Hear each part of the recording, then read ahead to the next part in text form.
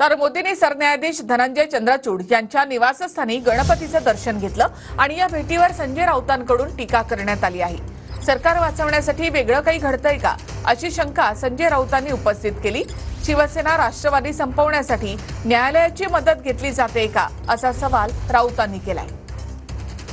हे सरकार घटनाबाह्य आहे असं स्वतः सरन्यायाधीश वारंवार सांगत राहिले, तरीही निर्णय आणि निकाल होत नाही। ते निवृत्तीला आले आणि काल त्यांच्या घरी प्रधानमंत्री पोहोचले।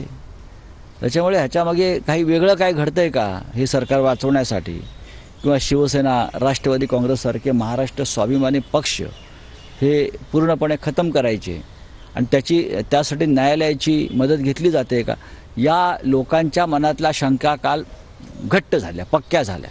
हे संविधानाला किंवा प्रोटोकॉलला धरून आहे का याच्याविषयी लोकांमध्ये आणि घटनातज्ञांमध्ये चर्चा सुरू आहे। सरन्यायाधीश चीफ जस्टिस ने इस केस से अपने आप को अलग करना चाहिए, नॉट बिफोर मी करना चाहिए, क्योंकि एक पार्टी है प्रधानमंत्री इस मुकदमे में, उनके साथ उनके रिश्ते खुलेआम दिख रहे हैं।